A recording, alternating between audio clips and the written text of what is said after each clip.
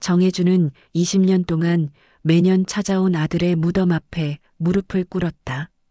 민수야, 아버지 왔다. 너 없인 내가 뭐가 되겠니? 그런데 묘비를 쓰다듬던 그의 손끝이 멈췄다. 묘비에 새겨진 이름이 정민수가 아니라 박도연으로 바뀌어 있었다. 이게 대체 무슨 일이지? 20년간의 믿음이 한순간에 무너져 내리는 순간이었어요. 더 많은 사연을 듣고 싶으시다면 구독과 좋아요, 댓글 부탁드립니다. 서울 근교의 한적한 언덕배기에 자리 잡은 희망사회복지재단. 정혜준 이사장은 오늘도 이른 아침부터 사무실에 앉아 있었습니다. 62세의 나이에도 불구하고 그의 하루는 언제나 바쁘게 돌아갑니다. 이사장님, 오늘 오후 기자회견 준비는 다 되었습니다.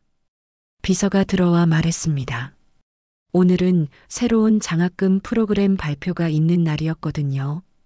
언론에서는 그를 자애로운 기부가라고 부릅니다.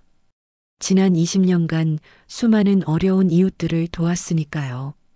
하지만 정혜준의 마음 한구석에는 늘 무거운 그림자가 드리워져 있었어요. 책상 위에 놓인 작은 액자 속 사진을 바라보았습니다. 22살의 아들 민수가 환하게 웃고 있는 모습이었죠. 달력을 보니 오늘이 바로 그날이었습니다. 아들 민수의 20번째 제삿날. 오후 5시 기자회견장은 수십 명의 기자들로 가득했습니다. 정혜준은 단상에 서서 새로운 장학금 프로그램에 대해 설명했어요. 교육은 희망입니다. 경제적 어려움 때문에 꿈을 포기하는 학생이 한 명도 없기를 바랍니다. 기자들의 질문이 이어졌습니다. 이사장님의 기부 철학은 무엇입니까? 정혜준은 차분하게 답변했지만 마음속으로는 다른 생각을 하고 있었어요. 오늘 밤에는 또 술로 잠을 청하게 될 거라는 생각 말이죠. 기자회견이 끝나고 모든 직원들이 퇴근한 후 정혜준은 혼자 남았습니다. 창밖을 바라보니 어느새 해가 지고 있었어요. 매년 이날이 되면 그의 발걸음은 자연스럽게 산자락으로 향합니다. 20년 전 그 끔찍한 교통사고. 아들은 22살의 나이에 세상을 떠났습니다. 얼굴이 심하게 훼손된 채로 돌아온 아들의 모습은 지금도 그의 가슴에 깊은 상처로 남아 있어요. 비가 억수같이 내리던 그 밤 경찰서에서 받은 전화가 아직도 귓가에 맴돕니다. 교통사고가 났습니다. 빨리 와보세요. 응급실에서 의사는 말했어요. 너무 늦었습니다. 이미 숨을 거둔 지 1시간이 넘었어요. 아내 이정아는 오열하며 쓰러졌고 정혜준은 믿을 수 없다는 듯 고개를 저었죠. 장례는 급하게 치러졌습니다. 얼굴이 너무 심하게 훼손되어서 개방형과는 불가능했거든요. 오후 8시 정혜준은 혼자서 차를 몰고 묘지로 향했습니다. 묘지 입구에서 국화꽃을 사서 천천히 걸어 올라갔어요. 늦은 오후의 햇살이 비석들 사이로 스며들고 있었습니다. 익숙한 자리에 다다라 꽃을 놓고 무릎을 꿇었습니다. 20년 동안 한 번도 빠짐없이 찾아온 이곳이었죠. 민수야, 아버지 왔다. 그의 목소리에는 깊은 그리움이 담겨 있었습니다. 올해도 이렇게 찾아왔구나. 너 없인 내가 뭐가 되겠니? 바람이 불어와 나뭇잎들이 바스락거렸습니다. 정혜준은 작은 소주병을 꺼내 묘비 앞에 부었어요. 매년 이맘때면 찾아오는 죄책감이 또다시 밀려왔습니다. 그날 밤 왜 아들을 더 일찍 집에 보내지 않았을까? 왜 더 조심하라고 말하지 않았을까? 하는 후회들이 끝없이 이어졌거든요. 아들아, 아버지가 내 목까지 열심히 살고 있단다. 어려운 사람들을 도우면서 말이야.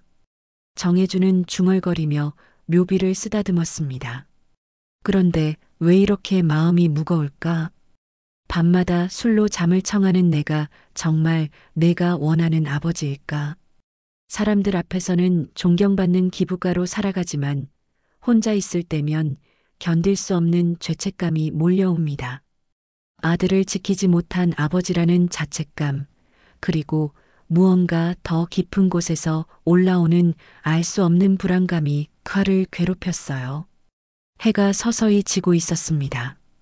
정혜주는 일어서려다가 묘비를 한 번 더 쓰다듬었어요. 그런데 이상했습니다. 손끝에 느껴지는 글자의 감촉이 평소와 달랐거든요. 자세히 들여다보니 믿을 수 없는 일이 벌어져 있었어요. 묘비에 새겨진 이름이 분명히 정민수가 아니라 박도연으로 바뀌어 있었습니다. 정혜주는 눈을 비비고 다시 확인했습니다. 틀림없었어요. 20년 동안 수없이 보아온 그 이름이 완전히 다른 이름으로 바뀌어 있었거든요. 가슴이 급격히 뛰기 시작했습니다.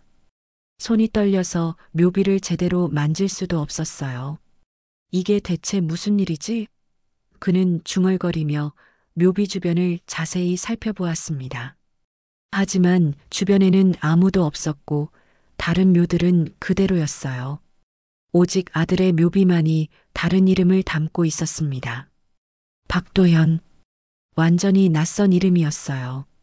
정혜주는 무릎이 꺾이는 것을 느꼈습니다. 20년 동안 매년 찾아와 울고 기도했던 이곳이 혹시 아들의 무덤이 아니었다는 말인가요? 그렇다면 진짜 민수는 어디에 있는 걸까요? 차가운 바람이 불어왔습니다.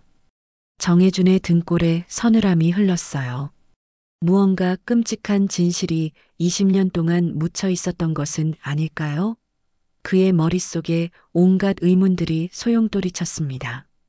정혜준은 떨리는 손으로 휴대폰을 꺼내 관리소 번호를 찾았습니다. 당장 이 일의 진상을 파악해야 했어요. 하지만 동시에 가슴 한구석에서는 두려움이 밀려왔습니다. 혹시 알고 싶지 않은 진실이 드러나는 건 아닐까 하는 두려움 말이죠. 묘지는 점점 어두워지고 있었습니다. 정혜주는 박도연이라는 이름을 다시 한번 확인하며 중얼거렸어요. 도대체 누구냐, 너는? 정혜주는 떨리는 손으로 휴대폰을 꺼내 관리소 번호를 눌렀습니다. 하지만 이미 오후 9시가 넘어 아무도 받지 않았어요. 그는 다음 날 아침까지 기다릴 수 없었습니다. 무언가 끔찍한 일이 벌어지고 있다는 직감이 들었거든요. 다음 날 이른 아침 정혜주는 관리소 문이 열리자마자 달려갔습니다. 관리소 직원은 그의 다급한 모습을 보고 놀랐어요. 어떻게 오셨습니까, 이사장님? 우리 아들 묘에 새겨진 이름이 바뀌었습니다. 어떻게 된 일인지 확인해 주세요. 정혜준의 목소리는 떨리고 있었어요. 직원은 컴퓨터를 켜고 해당 구역을 검색했습니다. 잠시 후 고개를 갸웃하며 말했어요. 이상하네요. 이 묘, 재단에서 지원한 무형고자 묘로 등록되어 있습니다. 며칠 전에 누군가 새로 이름을 새겼다고 신고가 들어왔거든요. 무형고자 묘라고요? 정혜주는 믿을 수 없다는 표정을 지었습니다. 그럴 리가 없습니다. 분명히 제 아들 정민수의 묘인데요. 직원은 서류를 다시 확인했어요. 죄송합니다만 여기 기록으로는 박도연이라는 무형고자로 되어 있습니다. 2005년에 매장된 것으로 나와 있고요. 2005년. 바로 아들이 세상을 떠난 해였습니다.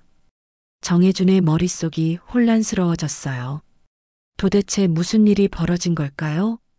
그럼 제 아들은 어디에 묻혀 있다는 겁니까? 정혜준은 간절한 목소리로 물었습니다. 저희도 잘 모르겠습니다. 혹시 다른 묘지에 안장되신 건 아닐까요? 정혜준은 관리소를 나서며 깊은 생각에 잠겼습니다. 20년 전 그날을 떠올려 보려 했어요. 장례를 치를 때 분명히 모든 절차를 정확히 밟았는데 어떻게 이런 일이 일어날 수 있을까요? 그날 밤 정혜주는 재단 사무실에서 오래된 서류들을 뒤지기 시작했습니다. 20년 전 자료들이 보관된 창고까지 내려가서 먼지 쌓인 상자들을 하나씩 열어봤어요. 아들의 장례와 관련된 서류를 찾아야 했습니다. 새벽 2시가 넘어서야 오래된 파일 박스에서 그 시절 자료들을 발견했어요.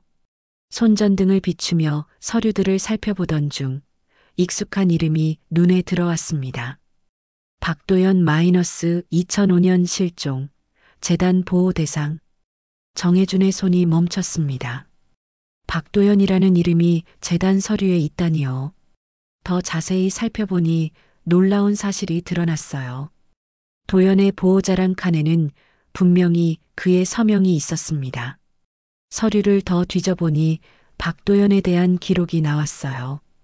부모 없는 17세 청소년으로 재단에서 운영하는 보호시설에 머물렀다고 되어 있었습니다. 그런데 2005년 어느 날 갑자기 실종되었다는 기록이 있었어요. 정혜준은 가슴이 뛰는 것을 느꼈습니다. 그 시기가 바로 아들이 사고를 당한 시기와 일치했거든요.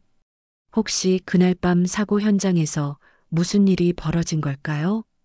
다음 날 아침 정혜준은 20년 전 재단에서 함께 일했던 오 과장을 찾아갔습니다. 이미 은퇴한 오 과장은 서울 근교의 작은 아파트에서 혼자 살고 있었어요. 이사장님, 웬일로 이렇게 찾아오셨습니까? 오 과장은 반가워하며 차를 내왔습니다. 오 과장, 박도연이라는 아이 기억나나요? 정혜준은 조심스럽게 물었습니다. 오 과장의 표정이 순간 굳어졌어요. 도연이요? 왜 갑자기 그 아이 이야기를? 그 아이에 대해 알고 있는 것을 모두 말해주세요. 중요한 일입니다. 오 과장은 잠시 망설이더니 입을 열었습니다. 도연이는 참 착한 아이였어요. 부모님이 일찍 돌아가셔서 우리 재단에서 보호하고 있었죠. 그런데 어느 날 갑자기 사라졌어요. 언제요? 2005년 10월이었나. 그때 이사장님 아드님 사고 났을 때쯤이었어요. 오 과장은 조심스럽게 말했습니다. 정혜준의 가슴이 철렁 내려앉았어요. 혹시 그때 무슨 일이 있었나요? 오 과장은 한참을 망설이더니 무거운 목소리로 말했습니다. 사실 그때 사고 현장에서 시신이 두고 있었어요. 두고요? 네. 하나는 이사장님 아드님이었고 다른 하나는 신원 미확인자였어요. 얼굴이 너무 심하게 훼손되어서 구별하기 어려웠죠. 그런데 이사장님이 우리 아들이다라고 하셔서 정혜준은 숨이 막혔습니다. 그제야 퍼즐이 맞춰지기 시작했어요. 그날 밤 혼란스러운 상황에서 두 시신이 뒤바뀐 것일까요? 그럼 혹시 정혜준은 떨리는 목소리로 물었습니다. 제가 묻은 아이가 도연이고 진짜 민수는? 오 과장은 고개를 숙였습니다. 저도 확실하지 않아요. 하지만 그때 상황이 너무 급박했어서 제대로 확인할 시간이 없었거든요. 정혜준은 무릎이 꺾이는 것을 느꼈어요. 20년 동안 잘못된 무덤 앞에서 울고 기도했다는 말인가요? 그렇다면 진짜 아들 민수는 어디에 있는 걸까요? 오 과장, 그럼 나머지 시신은 어떻게 되었나요? 무연고자로 처리되어서 공동묘지에 묻혔을 겁니다. 오 과장의 목소리가 작아졌어요. 정혜준은 머리를 감쌌습니다. 모든 것이 엉켜 있었어요. 아들의 죽음도 박도연이라는 아이의 실종도 모든 것이 그날 밤에 시작된 것 같았습니다. 오 과장, 혹시 그때 다른 사람은 없었나요? 현장에서 신원 확인을 도와준 사람 말이에요.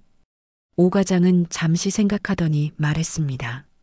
그때 이사장님 조카분이 오셨었죠. 정태호 씨요. 그분이 여러 절차를 도와주셨어요. 정태호. 현재 재단의 대표이자 그의 조카였습니다. 정혜준은 새로운 의문이 생겼어요. 태호가 그날 밤 무슨 역할을 했던 걸까요? 정혜준은 오 과장과의 대화를 마치고 집으로 돌아가는 길에 깊은 생각에 잠겼습니다. 조카 정태호가 그날 밤 현장에 있었다는 사실이 자꾸만 머릿속을 맴돌았어요. 왜 태호는 그 일에 대해 한 번도 자세히 이야기하지 않았을까요? 다음 날 아침 정혜준은 태호를 만나기 전에 먼저 박도연에 대해 더 알아보기로 했습니다. 재단 지하 보관실에서 도연의 개인 파일을 찾아냈어요. 파일을 열어보니 17세 소년의 사진이 나왔습니다. 사진 속 도연은 민수와 비슷한 또래였어요. 마른 체격의 긴 머리, 그리고 어딘지 슬픈 눈빛을 하고 있었습니다. 파일에 따르면 도연은 부모를 잃고 여러 시설을 전전하다가 재단에 오게 되었다고 되어 있었어요. 더 놀라운 것은 도연이 재단에서 운영하는 특별 프로그램에 참여했다는 기록이었습니다. 청소년 자립 지원 프로그램이라는 이름이었는데 정혜준도 잘 몰랐던 프로그램이었어요. 담당자는 당시 부대표였던 태호로 되어 있었습니다. 정혜준은 더 깊이 파고들었습니다. 그 프로그램에 대한 자료를 찾던 중 충격적인 내용을 발견했어요. 프로그램 참가자들이 건설 현장이나 공장에서 일하고 있다는 기록이 있었습니다. 그것도 제대로 된 급여도 없이 말이죠. 이게 무슨 일이지? 정혜준은 중얼거렸습니다. 재단이 청소년들을 불법 노역에 동원했다는 말인가요? 그리고 자신은 그 사실을 전혀 몰랐던 걸까요? 오후에 정혜준은 태호의 사무실을 찾아갔습니다. 태호는 반가운 표정으로 삼촌을 맞이했어요. 삼촌, 무슨 일로 오셨어요? 태호야, 2005년에 운영했던 청소년 자립 지원 프로그램에 대해 알고 있나? 태호의 표정이 순간 굳어졌습니다. 그건 왜 갑자기? 박도현이라는 아이 기억나나? 정혜준은 직접적으로 물었습니다. 태호는 잠시 망설이더니 고개를 끄덕였어요. 기억나요. 그런데 왜 갑자기 그 아이 이야기를 하시는 거예요? 그 아이가 어떻게 되었는지 알고 있나? 실종됐죠. 어느 날 갑자기 사라졌어요. 태호의 대답은 너무 간단했습니다. 정혜준은 태호의 눈을 똑바로 바라봤어요. 태호야, 나한테 숨기는 게 있나? 그날 밤 민수 사고 현장에서 무슨 일이 있었는지 말해줘. 태호는 불편한 표정을 지었습니다. 삼촌, 왜 갑자기 그런 얘기를 하세요? 다 지난 일인데. 지난 일이 아니야. 어제 민수 묘에 갔는데 묘비에 박도현이라는 이름이 새겨져 있었어. 도대체 무슨 일이 벌어진 거야? 태호의 얼굴이 창백해졌어요. 한참을 말없이 있다가 천천히 입을 열었습니다. 삼촌, 그건 복잡한 일이에요. 복잡하다는 게 무슨 뜻이야? 똑바로 말해. 태호는 한숨을 쉬며 말했습니다.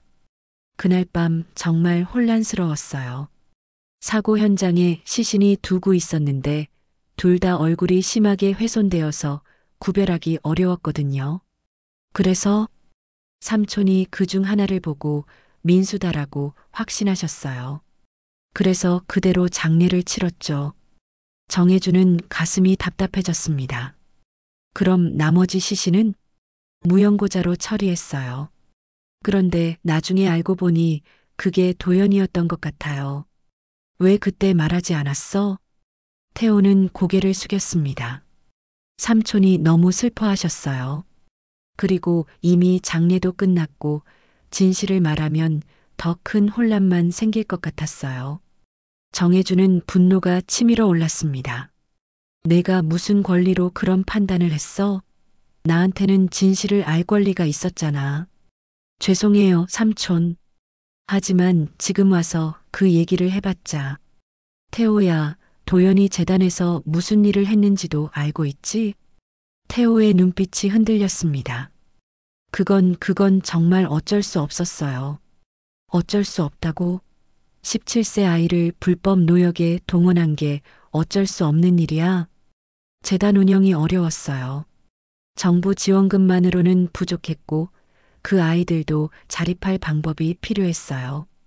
정혜준은 믿을 수 없다는 표정을 지었습니다. 그래서 아이들을 공장에 보낸 거야? 제대로 된 급여도 주지 않고 최소한의 생활비는 지급했어요. 그리고 숙식도 제공했고 그게 변명이 되나? 우리가 아이들을 보호해야 할 사람들 아니야? 태호는 더 이상 대답하지 못했습니다. 정해주는 모든 것이 명확해지는 것을 느꼈어요.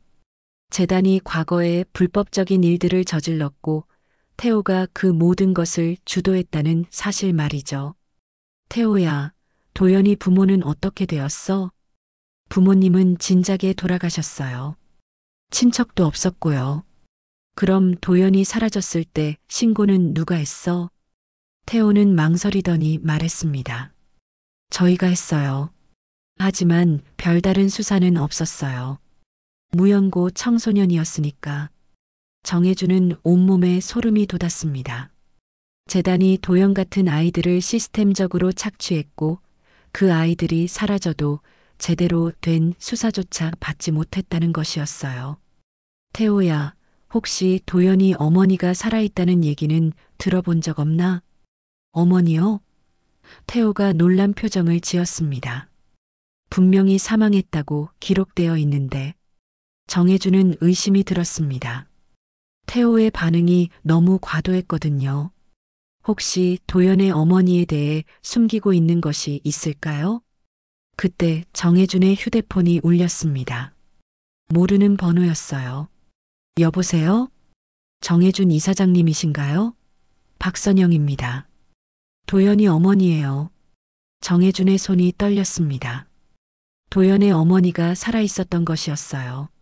그리고 그녀가 직접 연락을 해왔다는 것은 무언가 중요한 이야기가 있다는 뜻이었습니다.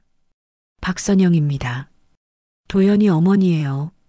전화기 너머로 들려오는 여성의 목소리는 차갑고 단호했습니다.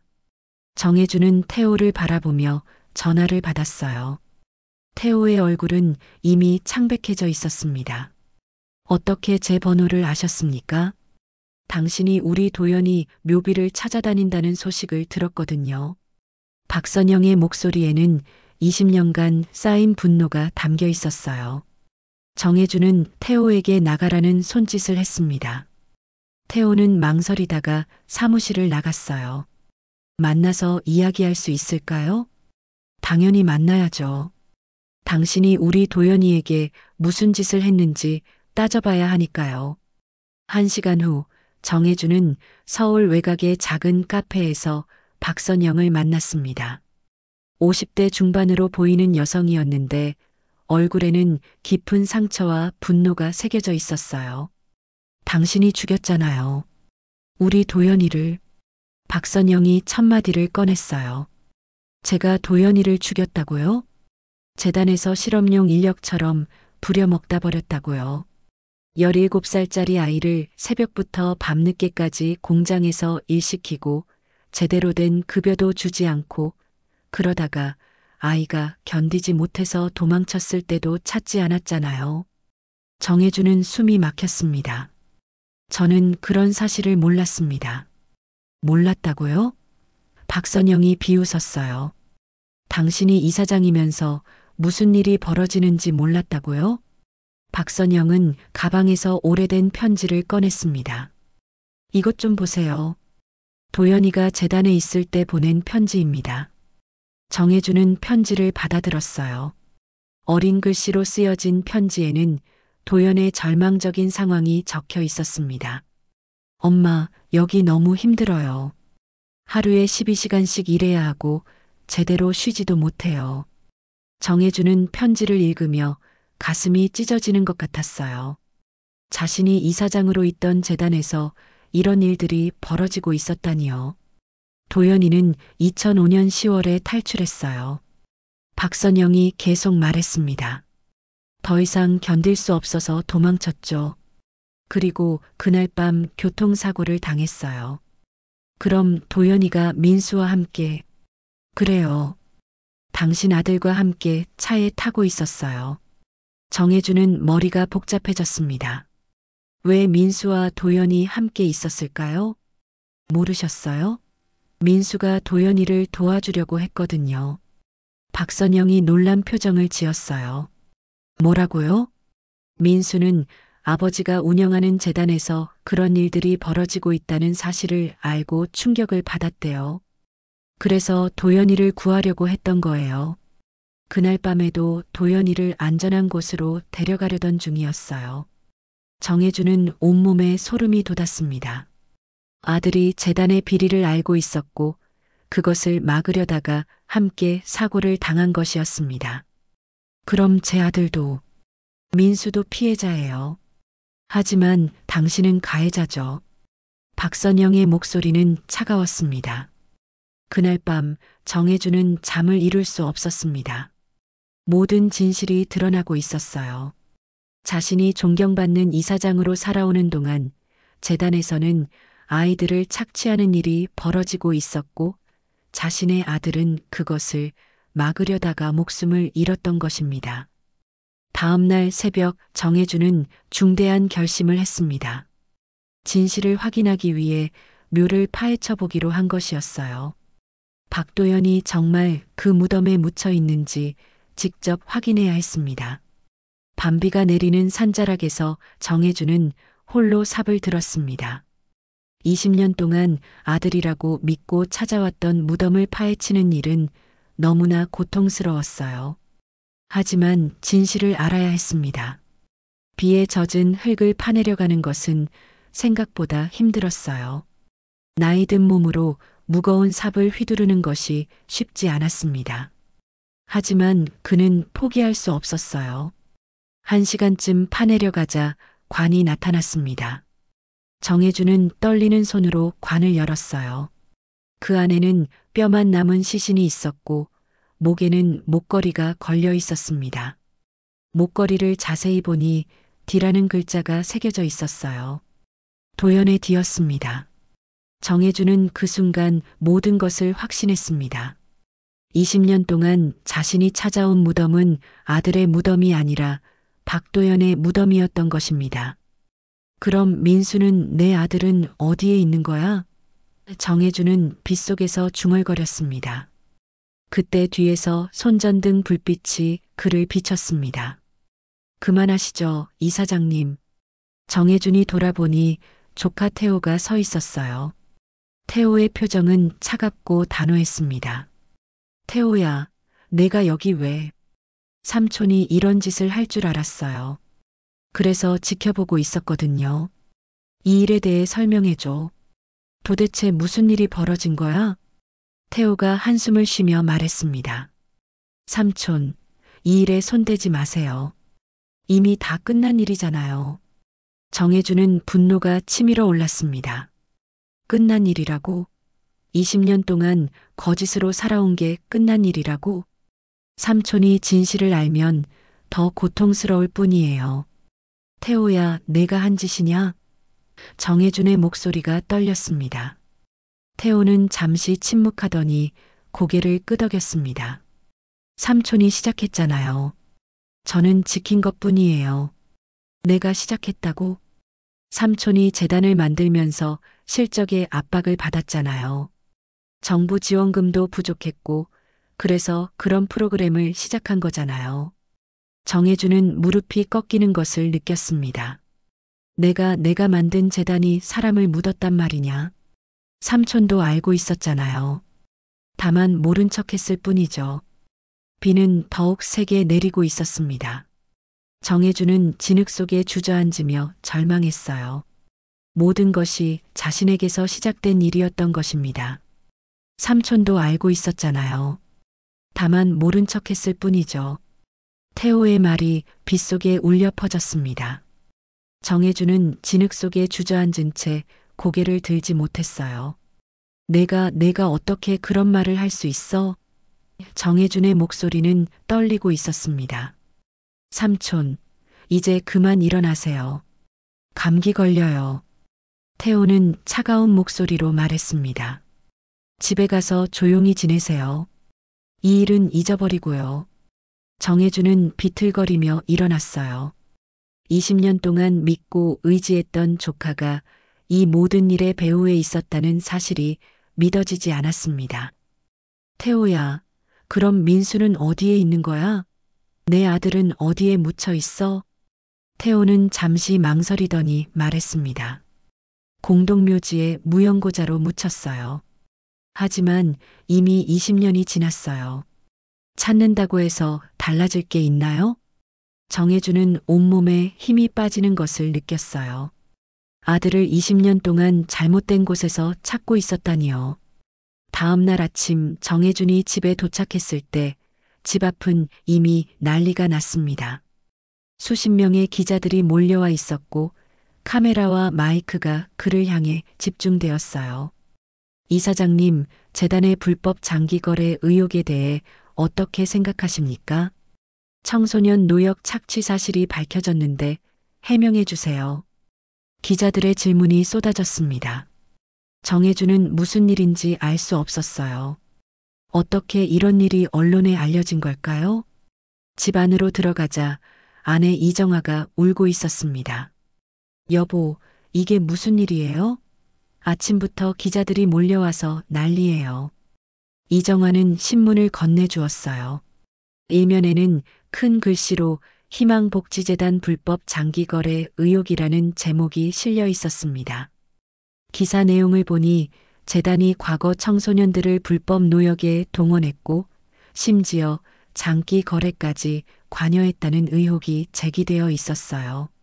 이건 사실이 아니야. 정혜주는 중얼거렸습니다. 장기 거래는 처음 듣는 이야기였거든요. 그때 휴대폰이 울렸습니다. 재단 이사회 의장이었어요. 정 이사장, 당장 이사회에 참석해 주세요. 긴급회의가 소집되었습니다. 재단 회의실에 앉은 정혜준을 향해 이사들의 시선이 차가웠어요. 정 이사장, 이번 사태에 대해 해명해 주시기 바랍니다. 의장이 단호하게 말했습니다. 저도 처음 듣는 이야기입니다. 장기거래 같은 일은 절대 없었어요. 하지만 청소년 노역 착취는 사실 아닙니까? 정혜준은 할 말이 없었어요. 그 부분은 사실이었으니까요. 저는 그런 사실을 몰랐습니다. 몰랐다고요? 이사장이 재단 운영을 몰랐다는 말씀인가요? 결국 이사회는 정혜준의 해임을 결정했어요. 정 이사장, 사태가 진정될 때까지 이사장직에서 물러나시기 바랍니다. 정혜준은 멍하니 회의실을 나왔습니다. 20년 동안 자신의 모든 것이었던 재단에서 쫓겨난 것이었어요. 그 오후 검찰이 재단을 압수수색했습니다. 수십 명의 수사관들이 들이닥쳐 서류들을 가져갔어요. 정혜준은 자신의 사무실에서 짐을 정리하며 허탈감에 빠졌습니다. 저녁 무렵 정혜준이 집으로 돌아가는 길에 누군가 그를 불렀습니다. 아버지. 정혜준이 돌아보니 젊은 남자가 서 있었어요. 30대 초반으로 보이는 그 남자는 어딘지 낯익은 얼굴이었습니다. 누구세요? 아버지 저예요. 민수예요. 정혜준의 다리에 힘이 빠졌습니다.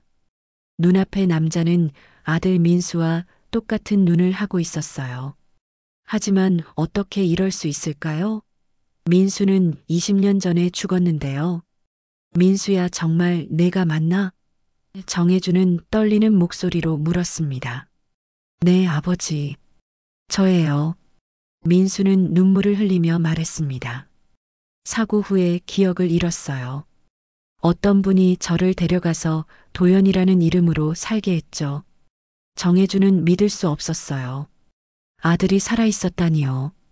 그는 민수를 끌어안으며 오열했습니다. 민수야, 민수야, 아버지가 얼마나 그리워했는지 아니?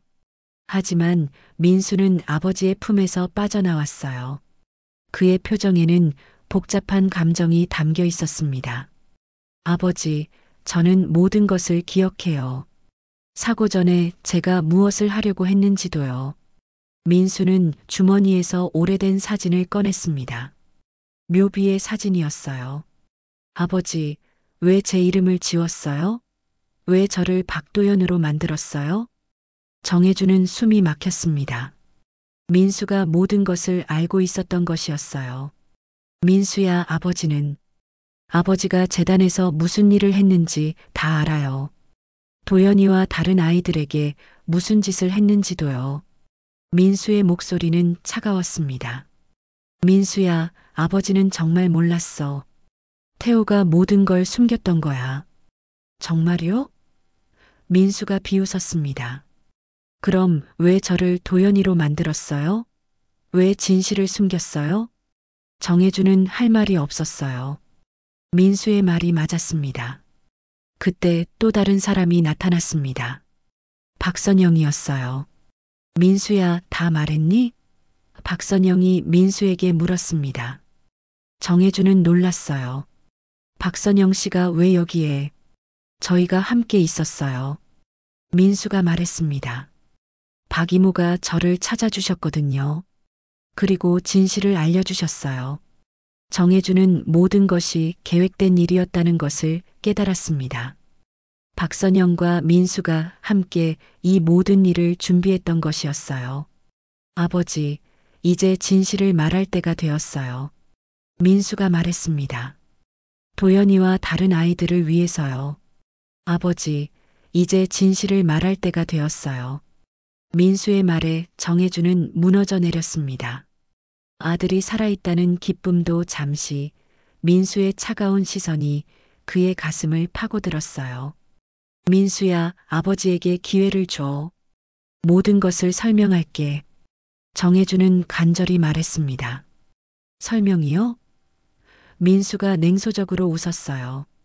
20년 동안 저를 죽은 사람으로 만들어 놓고 지금 와서 설명이라고요? 박선영이 나서서 말했습니다. 정혜준 씨, 이제 모든 걸 고백하세요. 더 이상 숨길 수도 없잖아요. 정혜준은 깊은 한숨을 쉬며 고개를 숙였어요. 알겠습니다. 집으로 가서 차근차근 이야기하겠어요. 정혜준의 집 거실에 셋이 앉았습니다. 밖에서는 여전히 기자들이 대기하고 있었지만 안에서는 20년 만에 진실을 마주할 시간이었어요. 민수야, 아버지가 먼저 사과할게. 정말 미안하다. 정혜주는 눈물을 흘리며 시작했습니다. 사과로 해결될 일이 아니에요, 아버지. 민수의 목소리는 여전히 차가웠어요. 과거 재단은 정말 불법적인 일들을 했어요. 정혜준이 고백하기 시작했습니다. 무연고 청소년들을 모집해서 건설 현장이나 공장에서 일시키는 프로그램을 운영했죠.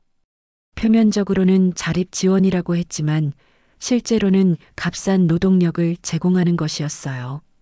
박선영이 분노에 찬 목소리로 말했습니다. 그것뿐만 아니었잖아요. 더 심한 일들도 있었을 거예요. 정혜주는 더욱 고개를 숙였어요. 맞습니다. 일부 청소년들은 장기 기증 대상자 명단에 올려지기도 했어요. 응급 상황에서 뇌사 판정을 받으면 장기를 기증하도록 미리 서류를 조작해 놓았거든요. 민수가 충격을 받았습니다. 장기 기증이라고요? 무연고자들이었기 때문에 가능했어요. 처음에는 태호가 주도했지만 저도 알고 있었어요. 재단 운영이 어려웠고 그래서 모른 척했어요. 박선영이 주먹을 쥐며 말했습니다. 도연이도 그 명단에 있었겠네요. 그랬을 겁니다. 정혜준의 목소리가 작아졌어요. 민수가 일어서서 창밖을 바라보며 말했습니다. 저는 그 사실을 알았어요. 우연히 태호가 하는 일을 목격했거든요. 그래서 내가 도연이를 구하려고 했던 거구나.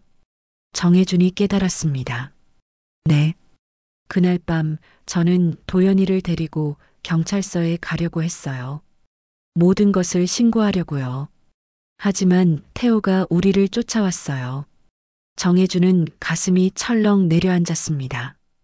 태호가 쫓아왔다고? 네. 차로 우리를 들이받았어요. 고의로요. 민수의 말에 정혜준은 온몸이 떨렸습니다. 그럼 그 사고는? 사고가 아니라 살인 미수였어요. 민수가 단호하게 말했습니다. 박선영이 덧붙였습니다. 태호는 증거를 없애려고 했던 거예요. 도연이와 민수를 모두. 정혜준은 머리를 감쌌습니다. 자신이 믿었던 조카가 살인까지 저질렀다니요. 그 후에 태호는 현장에서 시신을 바꿔치기 했어요. 민수가 계속 설명했습니다.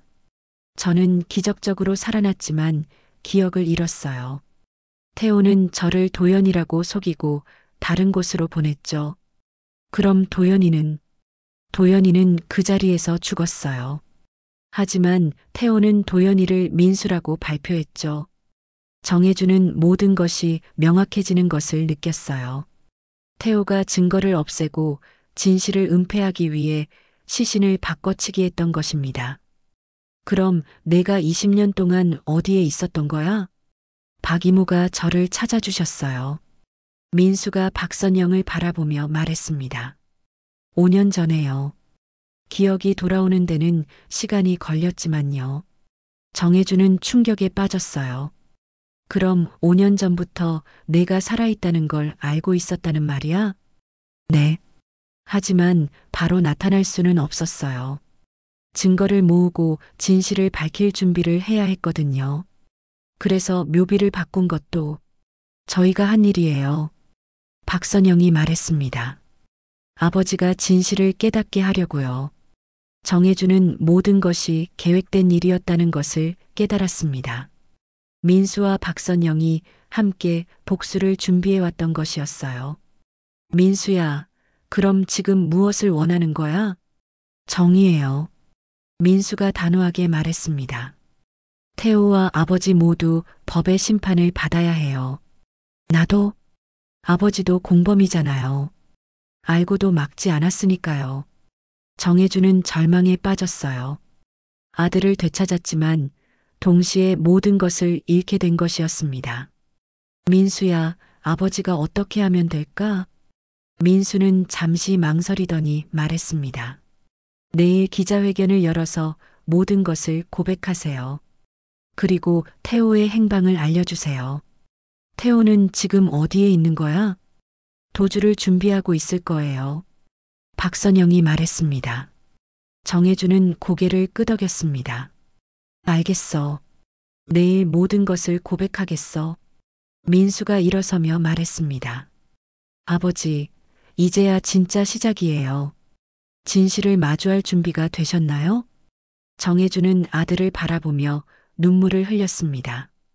20년 만에 만난 아들이지만 이제는 완전히 다른 사람이 되어 있었어요. 다음 날 아침 정해주는 일찍 일어나 기자회견 준비를 했습니다. 거울 속 자신의 모습은 하루 만에 10년은 늙어 보였어요. 오늘 모든 것을 고백하면 그의 인생은 완전히 끝날 것이었습니다. 여보, 정말 이렇게 해야 하나요? 아내 이정아가 걱정스러운 목소리로 물었습니다. 해야 해. 더 이상 거짓으로 살 수는 없어. 정해주는 단호하게 말했습니다. 오전 10시 기자회견장에는 수백 명의 기자들이 몰려들었습니다. 정해준이 단상에 올라서자 카메라 플래시가 터졌어요. 안녕하십니까? 희망사회복지재단 이사장 정해준입니다. 그의 목소리는 떨리고 있었습니다. 오늘 저는 지난 20년간 숨겨온 진실을 고백하고자 합니다. 기자들이 숨을 죽이며 그의 말을 기다렸어요. 우리 재단은 과거 청소년들을 불법 노역에 동원했습니다. 그리고 일부는 장기 기증 대상자로 등록하기도 했습니다. 정해준의 고백에 기자회견장이 술렁였어요. 저는 이 모든 일을 알고도 막지 않았습니다. 그래서 저 역시 공범입니다. 기자들의 질문이 쏟아지기 시작했습니다. 이사장님, 그럼 아드님의 죽음과도 관련이 있습니까? 정해주는 잠시 망설이다가 더 큰 폭탄을 터뜨렸습니다. 제 아들 민수는 죽지 않았습니다. 20년 동안 살아 있었어요. 기자회견장이 완전히 뒤집어졌습니다. 기자들이 일어서며 카메라를 들이댔고 질문이 폭풍처럼 쏟아졌어요. 무슨 말씀이십니까? 그럼 지금까지 거짓말을 하신 겁니까? 정해주는 눈물을 흘리며 계속 말했습니다. 제 조카 정태호가 모든 것을 조작했습니다. 그 아이가 재단의 비리를 폭로하려던 제 아들과 박도연을 의도적으로 사고를 내어 죽이려 했어요. 정태호는 현재 어디에 있습니까? 도주를 시도하고 있을 것입니다. 수사기관에서 찾아주시기 바랍니다. 기자회견이 끝나자 정혜준은 바로 경찰서로 향했습니다. 자수를 하기 위해서였어요.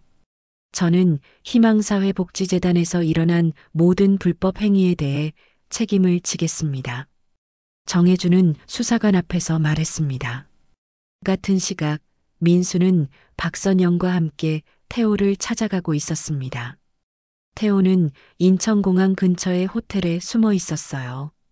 태호 형, 민수가 호텔 방문을 두드렸습니다. 문이 열리자 태호가 놀란 표정으로 민수를 바라봤어요. 민수야, 내가 어떻게 해? 형, 이제 끝이에요. 민수가 차분하게 말했습니다. 태호는 뒤로 물러나며 말했습니다. 민수야, 내가 너를 살렸잖아. 그날 밤 너도 죽을 뻔했는데 내가 구해준 거야. 구해준 게 아니라 이용한 거죠. 민수가 냉정하게 대답했습니다. 나는 재단을 지키려고 했을 뿐이야. 삼촌도 알고 있었어. 그래서 도연이를 죽였나요? 그래서 저를 20년 동안 다른 사람으로 살게 했나요? 태호는 할 말이 없었어요. 그때 경찰이 호텔에 도착했습니다. 민수가 미리 신고를 해둔 것이었어요. 정태호 씨, 체포영장이 발부되었습니다. 경찰이 수갑을 채우며 말했습니다. 태호는 끌려가면서 민수를 바라봤어요. 민수야, 나는 정말 재단을 지키려고 했을 뿐이야. 형이 지키려던 건 재단이 아니라 형 자신이었어요. 민수가 마지막으로 말했습니다. 한 달 후 법정에서 재판이 열렸습니다. 정혜준은 피고석에 앉아 있었고 민수는 증인석에서 증언을 하고 있었어요. 저는 아버지를 용서할 수 없습니다. 민수가 법정에서 말했습니다. 하지만 동시에 아버지도 피해자라고 생각합니다. 판사가 물었습니다. 어떤 의미인지 설명해 주세요. 아버지는 태호의 조작에 속아 20년 동안 거짓된 삶을 살았습니다. 하지만 재단의 불법 행위를 알고도 막지 않은 것은 분명한 잘못이에요. 정혜준은 증인석의 아들을 바라보며 눈물을 흘렸습니다. 저는 법정의 판결을 겸허히 받아들이겠습니다. 정혜준이 최후 진술에서 말했습니다. 그리고 나머지 인생을 속죄하며 살겠습니다. 판사는 정혜준에게 징역 3년에 집행유예 5년을 선고했습니다. 태호는 살인 미수와 사기 등의 혐의로 징역 15년을 받았어요. 재판이 끝나고 법정 밖에서 민수와 정혜준이 마주쳤습니다. 민수야, 정혜준이 조심스럽게 말했습니다. 아버지. 민수가 처음으로 따뜻한 목소리로 대답했습니다. 아버지를 용서할 수 있을까? 민수는 잠시 망설이다가 말했습니다. 시간이 필요해요. 하지만 이제야 진짜 아버지를 만난 것 같아요. 정혜준은 고개를 끄덕였습니다. 기다릴게. 아버지가 진짜 사람이 될 때까지 기다려줘. 민수가 아버지의 어깨에 손을 올렸습니다. 아버지, 이제 시작이에요. 진짜 삶이 시작되는 거예요. 박선영이 다가와서 말했습니다. 도연이도 이제 편히 쉴 수 있을 것 같아요. 정혜준은 박선영에게 깊이 고개를 숙였습니다. 정말 죄송합니다. 평생 속죄하며 살겠습니다. 도연이를 기억해 주세요. 그것만으로도 충분해요. 박선영이 말했습니다. 그날 저녁 정혜준은 혼자 묘지를 찾았습니다. 이제는 정말 도연의 무덤이라는 것을 알고 찾아온 곳이었어요. 도연아, 아저씨가 늦었지만 이제야 진실을 알게 되었어. 정혜준이 묘비 앞에서 말했습니다. 미안하다. 정말 미안해. 바람이 불어와 나뭇잎들이 바스락거렸습니다. 마치 도연이 대답하는 것 같았어요. 민수가 뒤에서 아버지를 지켜보고 있었습니다. 아직은 서먹하지만 이제 진짜 아버지와 아들의 관계를 시작할 수 있을 것 같았어요. 1년 후 봄이 찾아온 산자락에 정혜준과 민수가 함께 서 있었습니다. 두 사람 사이의 거리는 예전보다 많이 가까워져 있었어요. 하지만 여전히 완전히 회복되지 않은 상처들이 남아 있었습니다. 정혜주는 지난 1년 동안 많은 변화를 겪었어요. 재단 건물을 매각한 돈으로 박도연 장학재단을 설립했습니다. 과거 재단에서 피해를 받았던 청소년들을 위한 지원 프로그램을 만들었어요. 그리고 자신은 작은 시골 마을에서 조용히 봉사활동을 하며 지내고 있었습니다. 아버지, 정말 이곳으로 이사하실 거예요? 민수가 물었습니다. 응. 서울에 있으면 자꾸 과거가 떠올라서 괴로워. 정혜준이 대답했습니다. 시골에서 단순하게 살면서 진짜 사람들을 도우며 살고 싶어. 민수는 고개를 끄덕였어요. 좋은 선택인 것 같아요. 너는 어떻게 지낼 거야? 저는 기자가 되기로 했어요. 민수가 말했습니다. 사회의 어두운 곳을 밝히는 일을 하고 싶어요. 도연이 같은 아이들이 더 이상 생기지 않도록요. 정혜주는 아들을 자랑스럽게 바라봤습니다. 훌륭한 일이야. 아버지가 못다한 일을 내가 해주는구나. 두 사람은 새로 만든 묘비 앞에 서 있었어요. 이전의 묘비는 제거하고 도연과 민수 두 사람을 모두 기리는 새로운 묘비를 세웠습니다. 묘비에는 이렇게 새겨져 있었어요. 박도현 1988-2005 꿈을 잃지 않았던 소년 정민수 1983-2025 다시 태어남 진실을 찾아 돌아온 아들. 두 아들을 사랑한 아버지, 그 이름으로 속죄하다. 이상한 묘비명이네요. 민수가 웃으며 말했습니다. 그래. 하지만 이게 우리 이야기잖아. 정혜준도 미소를 지었어요. 박선영이 꽃을 들고 다가왔습니다. 그녀도 지난 1년 동안 많이 변해 있었어요. 복수심에 가득 찼던 얼굴에 이제는 평화로운 표정이 자리 잡고 있었습니다. 도연아, 이모가 왔어. 박선영이 묘비 앞에 꽃을 놓으며 말했습니다. 이제 정말 편히 쉬어도 돼. 진실이 모두 밝혀졌어. 정혜준이 박선영에게 말했습니다. 선영 씨, 정말 감사합니다. 선영 씨가 아니었다면 민수를 되찾을 수도 진실을 알 수도 없었을 거예요. 저도 복수에만 매달려 살았는데 이제야 진짜 살 수 있을 것 같아요. 박선영이 대답했습니다. 민수가 두 사람을 바라보며 말했습니다. 우리 모두 새로운 시작이네요. 바람이 불어와 벚꽃잎들이 날렸습니다. 마치 도연이 축복해주는 것 같았어요. 아버지, 그 시골 마을에서 뭘 하실 거예요? 농사도 짓고 마을 아이들 공부도 가르쳐주고 싶어. 그리고 가끔 서울에 올라와서 장학재단 일도 도울 거야. 좋은 계획이에요. 저도 가끔 놀러 갈게요. 정혜주는 감격했습니다. 아들이 자신을 완전히 용서하지는 못했지만 적어도 관계를 회복하려고 노력하고 있었거든요. 민수야, 아버지가 정말 고마워. 내가 포기하지 않고 진실을 찾아줘서 아버지도 용기를 내서 고백해 주셨잖아요. 쉽지 않은 일이었을 거예요. 두 사람은 서로를 바라보며 미소를 지었습니다. 아직 완전히 회복된 것은 아니지만 이제 진짜 아버지와 아들로 살아갈 수 있을 것 같았어요. 도연아, 민수야. 정혜준이 묘비를 향해 말했습니다. 아버지는 이제야 진짜 삶을 시작한다. 너희들이 보여준 용기를 본받아서 말이야. 해가 서서히 지고 있었습니다. 서쪽 하늘이 붉게 물들면서 산등성이를 아름답게 비추고 있었어요. 민수가 아버지의 어깨에 손을 올렸습니다. 아버지, 이제 내려가요. 마지막 기차 시간이 얼마 안 남았어요. 그래, 가자. 세 사람이 산길을 내려가면서 박선영이 말했습니다. 정말 오랜 여행이었네요. 맞아요. 20년 동안의 긴 여행이었어요. 민수가 대답했습니다. 정혜주는 뒤를 돌아보며 묘비를 마지막으로 바라봤어요. 안녕, 도연아. 그리고 고마워, 민수야. 산 아래에서 기차 소리가 들려왔습니다. 정혜준이 새로운 삶을 시작하기 위해 타고 갈 기차였어요. 아버지, 꼭 건강하게 지내세요. 자주 연락드릴게요. 민수가 말했습니다. 너도 기자 일 열심히 하고 아버지가 항상 응원할게. 정혜준은 기차에 올라타며 창밖으로 손을 흔들었어요. 민수와 박선영도 손을 흔들며 기차를 배웅했습니다.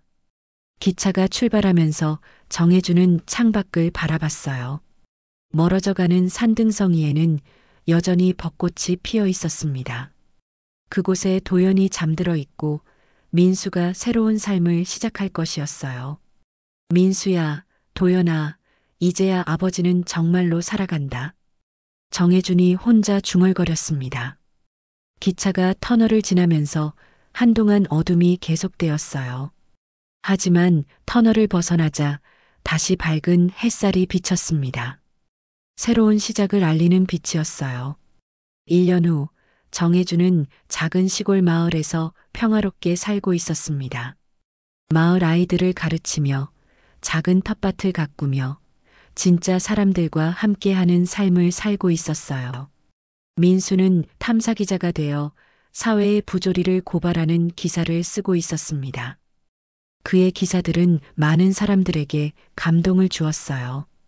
박선영은 박도연 장학재단에서 일하며 어려운 청소년들을 돕고 있었습니다. 매년 봄이 되면 세 사람은 묘지에서 만났습니다. 도연을 기리고 새로운 한 해를 다짐하는 시간이었어요. 그리고 그 묘비 앞에서 정혜준은 언제나 같은 말을 했습니다. 도연아, 민수야, 아버지는 오늘도 살아간다.